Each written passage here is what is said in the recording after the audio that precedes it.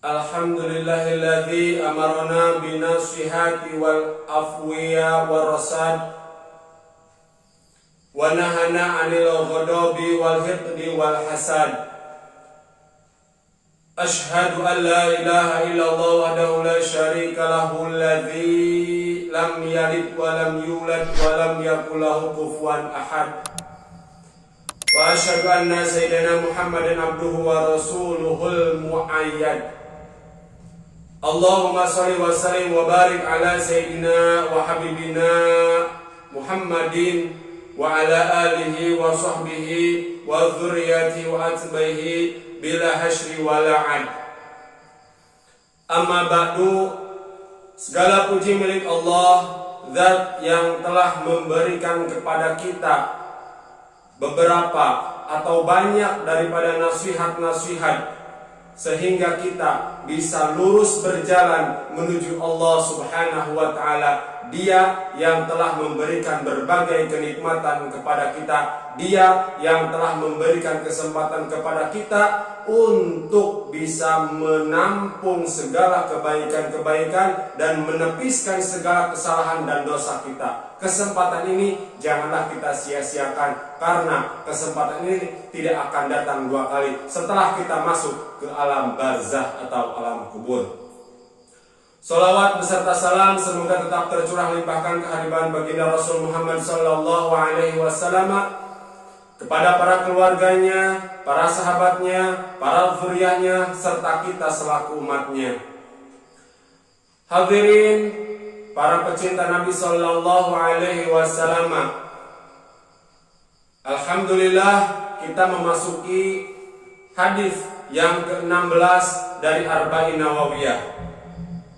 Hadis ini memberikan nasihat kepada kita bagaimana caranya menahan marah. An Abi Hurairah radhiyallahu anhu anna rajulan qala li Nabi sallallahu alaihi wasallam ausini qala la taghdab faradada mirara qala la taghdab. Rawahul Bukhari. Dari Abu Hurairah radhiyallahu anhu bahwasanya ada seorang berkata kepada Nabi, "Nasihatilah saya ya Rasulullah." Lalu beliau sallallahu alaihi wasallam bersabda, "Jangan marah." Orang itu berkali-kali meminta nasihat kepada baginda Nabi, tapi tetap jawaban Nabi, "Jangan marah." Hadirin para pecinta Nabi sallallahu alaihi wasallam, mungkin dalam kasus ini orang yang bertanya kepada Nabi sallallahu alaihi wasallam itu adalah orangnya pemarah. Dalam hadis ini disebutkan ausini. Ausini artinya apa? Ausini artinya bila nilai yang fa'uni dunia wa ukhra wa yuqarribuni ila Allah. Ya Rasul, tunjukkan kepadaku yang memberi manfaat kepadaku dunia dan agama, yang mendekatkan aku kepada Allah Subhanahu wa ta'ala. Bagi Rasulullah sallallahu alaihi wasallam menjawab, la taghdab. Kamu jangan marah, kata Rasulullah. Faradada mirara. Laki-laki itu meminta nasihat lagi, tetap jawaban baginda Rasul, la taghdab. Jangan marah. Hadirin para pecinta Nabi sallallahu alaihi wasallam, para ulama mengartikan marah itu. What the meaning? It's marah. Naon artinya hari marah? Para ulama menjelaskan Thawra nabanul qalbi wa golayamu inda fawajuhi makruh li iradatil intiqam. Bahwa marah itu adalah mendidihnya darah di dalam hati karena datangnya hal-hal yang tidak disukai dan kehendak untuk melampiaskan kemarahan itu. Jadi ketika seseorang marah, sebetulnya darah di dalam hatinya itu bergejolak, membara, panas darahnya di dalam hati, dan ada keinginan untuk melampiaskan sesuatu yang dia tidak sukai itulah marah. Baginda Rasul Muhammad SAW bersabda, al-ghadabu yufsidul iman kama yufsidul sadrul asal. Marah itu menurunkan iman.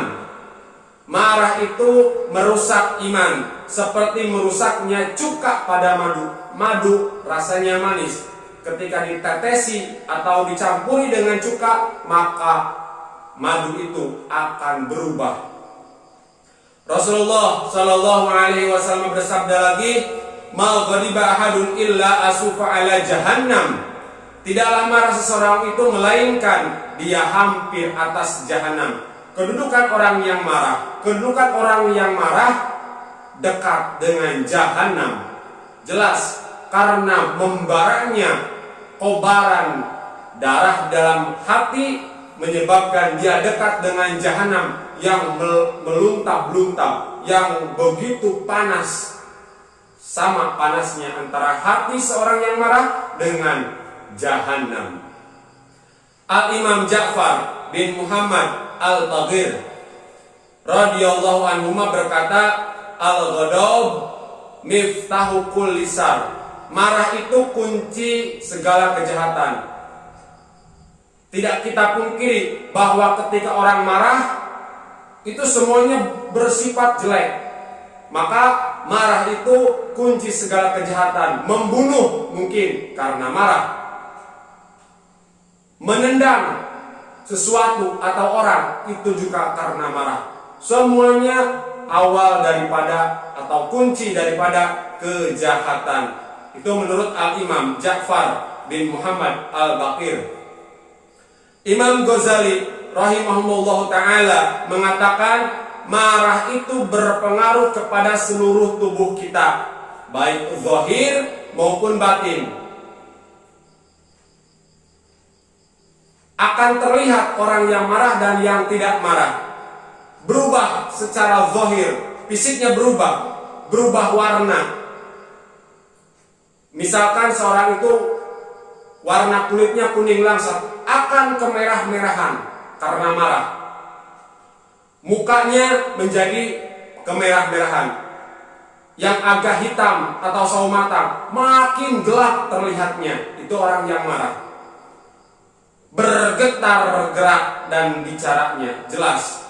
Biasanya tidak terkontrol, bergetar tubuhnya karena marah. Berbicaranya pun penuh dengan getaran karena marah. Mengapa seperti itu? Karena darah tidak konstan berada di saluran pembuluh darah. Darah begitu cepat menyemprot dari jantung ke hati dan lain sebagainya. Karena hati adalah, secara zahir, hati adalah tempat untuk menjernihkan darah yang setelah 120 hari darah itu akan dicuci di dalam hati, akan berubah menjadi baru. Itulah fungsi daripada hati secara zahir. Tapi secara batin, bahwa hati itu dikategorikan atau disamakan dengan jantung. Hadirin para pecinta Nabi Sallallahu Alaihi Wasallam, pengaruh marah juga terlihat pada lisan. Kasar berbicaranya, mencaci maki. Marah juga berpengaruh terhadap anggota tubuh yang lainnya, memukul, melukai, membunuh jika bisa dan berani. Orang bisa saja membunuh. Ketika dia bisa dan berani, maka akan terjadi dia melakukan pembunuhan. Jika dia tidak berani memukul, dia tidak berani melukai, maka dia akan melakukan sesuatu yang lain. Mungkin yang dia marahi adalah pimpinannya, yang dia marahi atasannya, atau yang orang disegani oleh dia. Maka dia susah untuk, tidak mungkin seorang bawahan memukul kepala atasnya, kelepah, tidak mungkin.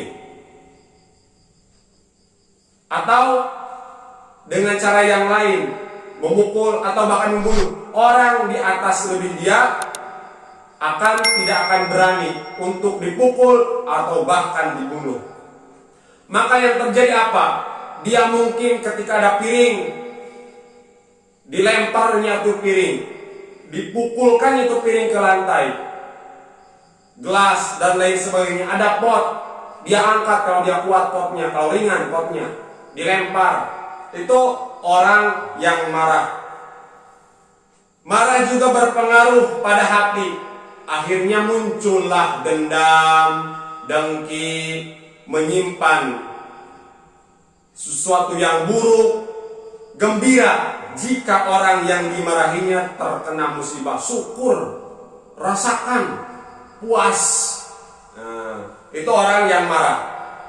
Jadi berpengaruh zahiran wa batinan, bahwa fardu ain, hukumnya wajib setiap muslim untuk mengobati penyakit marah ini.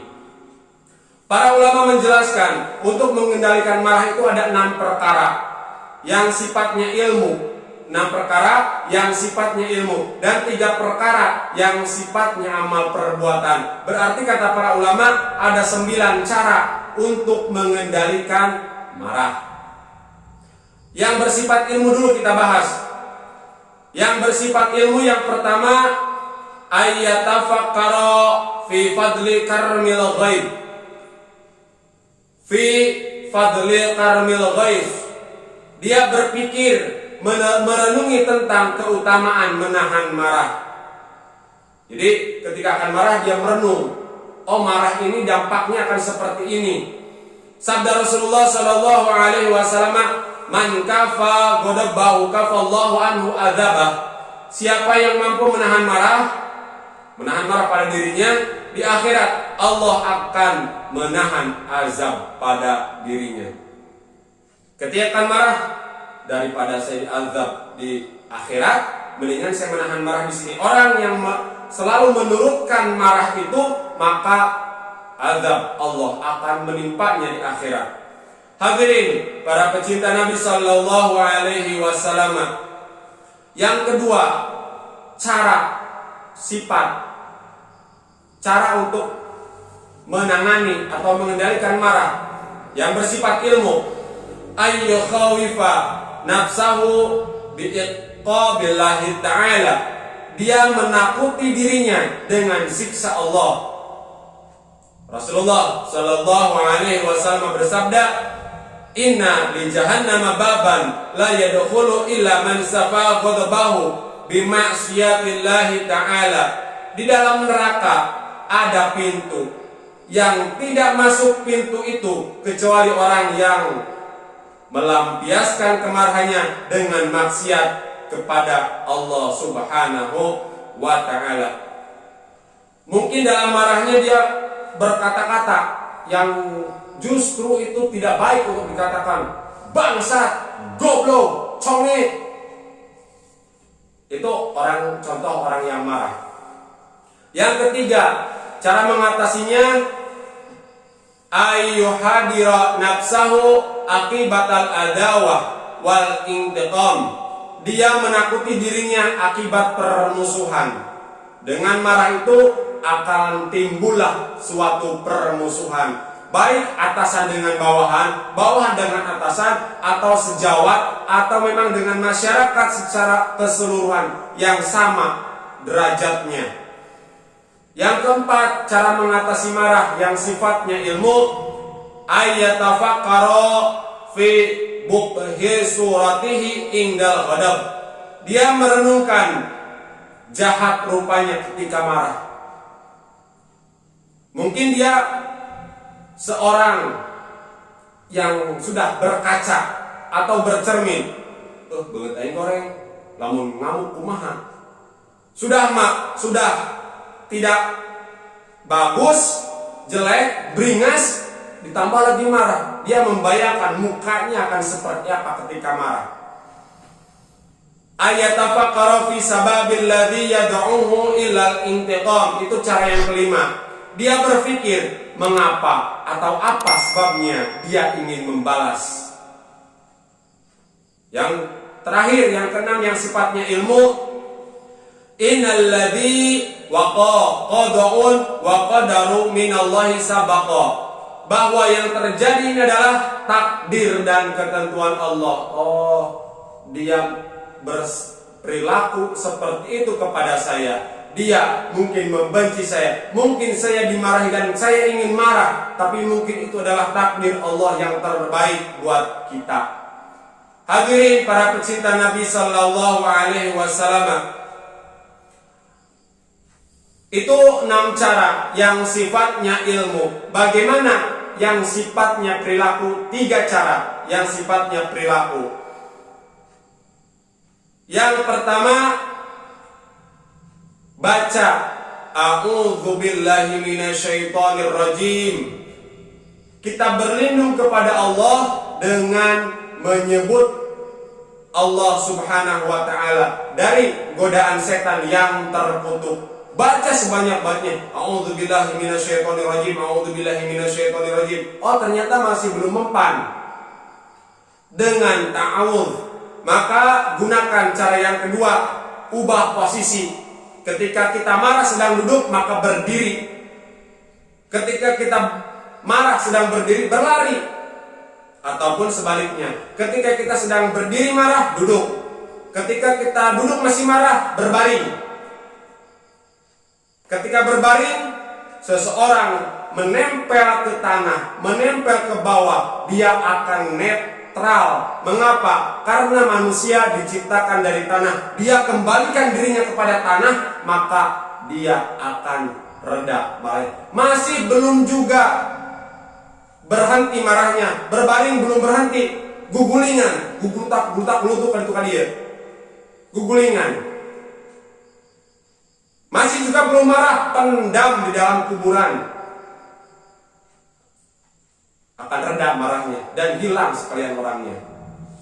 Hadirin para pecinta Nabi Sallallahu Alaihi Wasallam, itu cara yang kedua. Cara yang ketiga yang sifatnya amal, berwudu. Ketika marah, berwudu.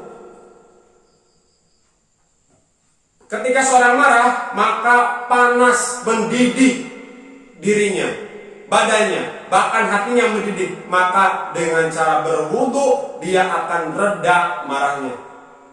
Saya biasa kalau marah berwudu tetap saja masih marah. Mandi masih belum juga. Meskipun sudah mandi beberapa kali, saya tetap marah. Sewot benu ayat, asup pada sumur. Hilang marahnya, hilang juga orangnya. Hadirin para pecinta Nabi Sallallahu Alaihi Wasallam, Imam Ghazali mengatakan bahwa setiap manusia itu mempunyai sifat marah. Jelas, manusiawi. Sifat marah dalam diri manusia ada 3 perkara. 2 perkara yang dicela dan 1 yang terpuji. Loh, ada marah yang terpuji? Ada, kata Imam Ghazali rahimahullahu ta'ala. Yang pertama, marah tafrik, marah yang lemah. Hampir-hampir orang ini tidak mempunyai marah, karena tipis sekali dia tidak punya marah. Sifat ini tercela dan tidak boleh dalam diri kita ada sifat marah tafrik. Contohnya bagaimana? Orang yang marah tipis, istrinya dibawa kabur orang, sabar, dia tidak marah, tenang saja, kalem. Anak gadisnya dibawa dilarikan orang, kalem, dia tidak marah. Berarti orang ini tidak punya rasa marah, dan ini adalah seorang yang tercela. Orang ini haram masuk surga. Yang kedua, sifat marah ifrad, melampaui batas. Kalau kecepatan kilometer 200 km per jam, tekau katoel seperti katoel nyewot, katoel ambek.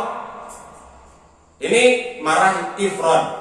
Sedikit tersinggung marah, sedikit marah, tekaupan. Ini sifat marah ifrad.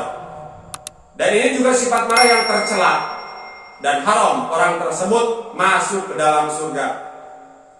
Ada yang terakhir, yaitu sifat marah iktidal. marahnya di bawah kendali akal dan agama. Dia marah tapi dalam kendali akal dan agamanya.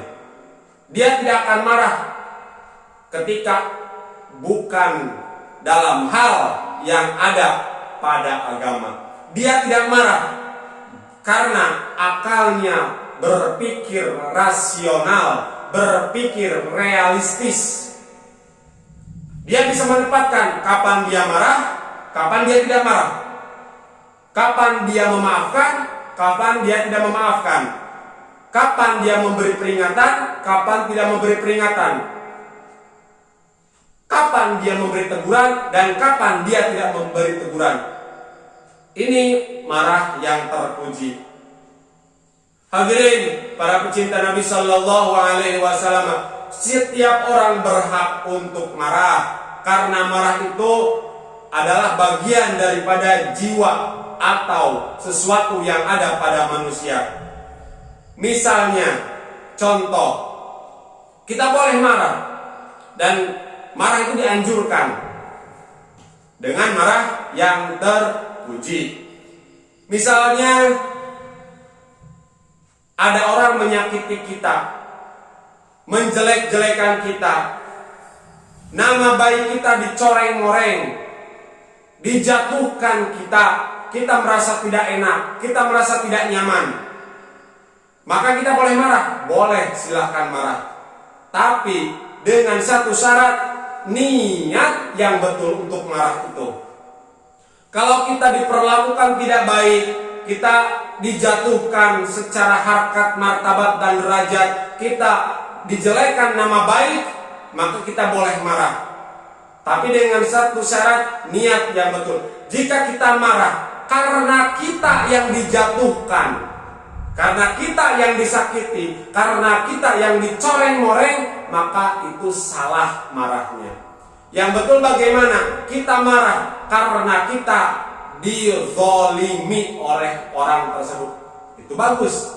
Bukan karena kitanya, karena dizolimi. Karena orang itu berbuat zolim kepada kita. Bagaimana takarannya?